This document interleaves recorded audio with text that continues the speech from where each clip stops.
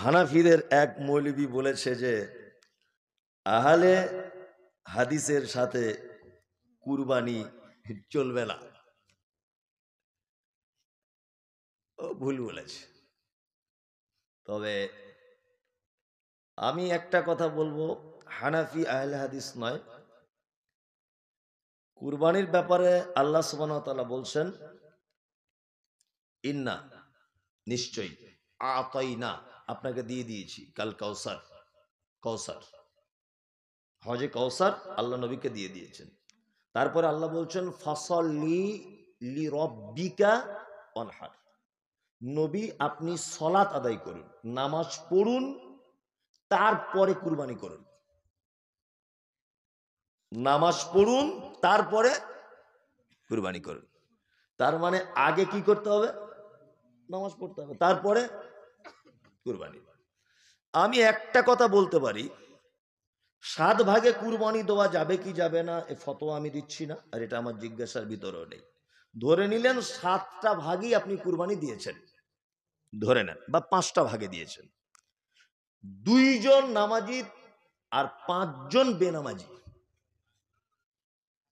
তাই তো? এরকমও হয় কি হয় না?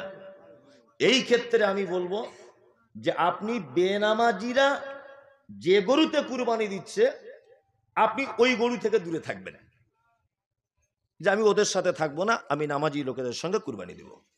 কি বললাম বুঝলেন? এখন এখানে প্রশ্ন হচ্ছে যে একজন হানাফি বলেছেন, হানাফি মানে কি? মুকাল্লিদ, ও কারুর তাকলিদ করে। কি বললাম বুঝলেন?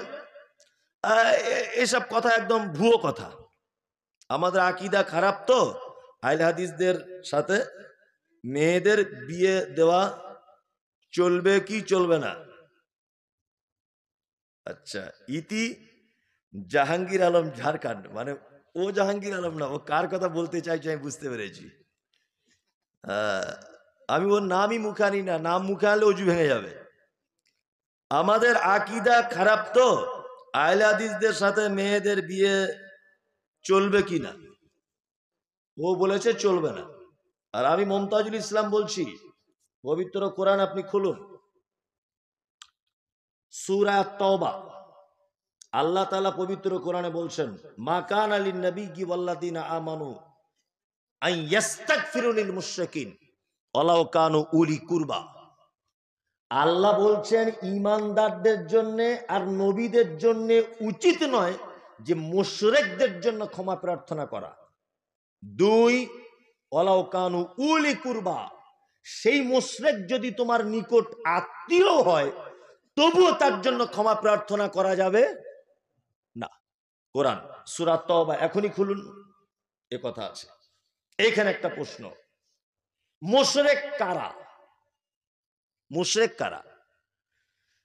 মুশরিক হচ্ছে তারা যারা আল্লাহকে ডাকতে গিয়ে মাঝখানে অন্য লোকের হাত ধরে আল্লাহকে পেতে চায়, এ হচ্ছে পাক্কা শয়তান মুশরিক।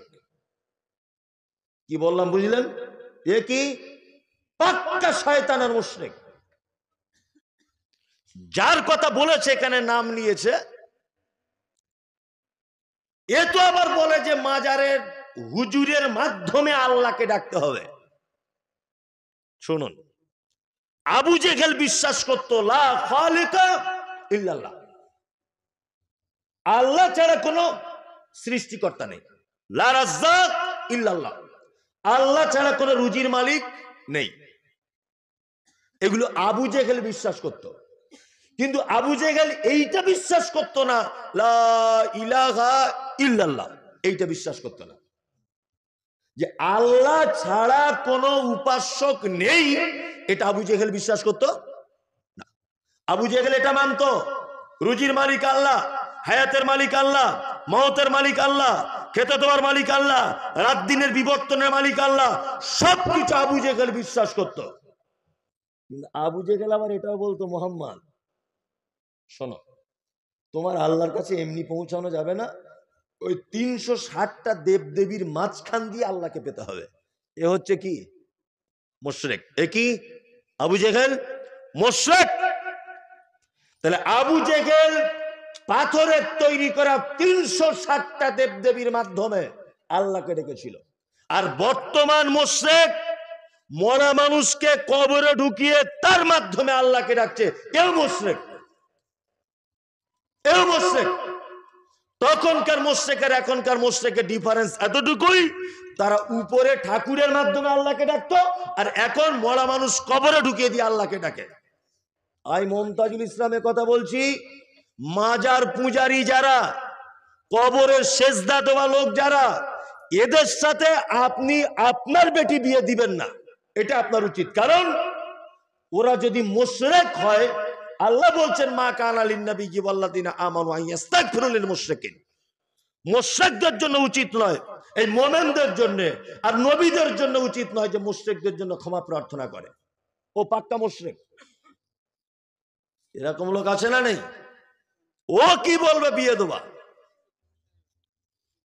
তো তোর ইমানই তো ঠিক নাই। তাছাড়া এইরকম কথা বলে 40 চা হারাম করা সুন্নত, এই কথা বলে। মৃত মানুষের নামে বিশাল ভোজ করা সুন্নত, ও এই কথা বলে। বিয়াদব কোথাকারে।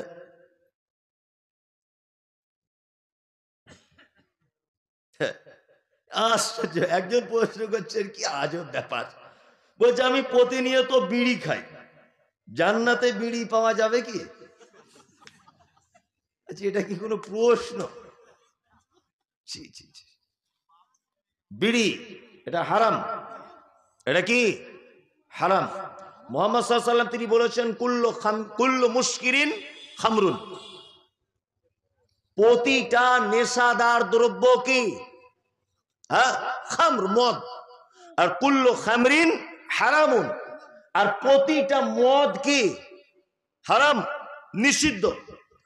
বরং আমি একথা বলতে পারি যে পৃথিবীতে যত খাদ্য আছে, বিড়ি জাহান্নামীদের খাদ্য। যদি বলছেন কেমন করে, জাহান্নামীদের খাদ্যর ব্যাপারে আল্লাহ তাআলা বলছেন, জাহান্নামীদের যে জাহান্নামে খাদ্য দেওয়া হবে, সেই খাদ্যতে তাদের পেটও ভরবে না, শরীরের কোনো পুষ্টিও যোগাবে না। কি বললাম বুঝলেন? তাদের পেটও ভরবে না, তাদের শরীরের কোনো পুষ্টি যোগাবে না। বিড়ি এটা টানলে পেট ভরে? শরীরে কোনো উপকার হয়? হয় না। আল্লাহ, অনেক মুসলিমরা খাচ্ছে না, আবার এই খেয়েই দেখছি নামাজের কাতারে গিয়ে দাঁড়াচ্ছে। মানে এত গন্ধ ওর গায়ে, আল্লাহ, ফেরেশতারা পর্যন্ত পাগল হয়ে যাবে যে কে এসছে রে বাবা। করছে না। বিড়ি হারাম। এখন যারা বলছে বিড়ি মকরু, মকরু শব্দের অর্থ হচ্ছে আপত্তিকর। মকরু শব্দের অর্থ কি? আপত্তিকর, তাই না? তা যে জিনিসে আপত্তি রয়েছে আপনি সে জিনিস করবেন কেন? এক। দ্বিতীয় কথা হচ্ছে যে বিড়ি এমন একটি খাদ্য যা মানব দেহে কোনো উপকার করে না।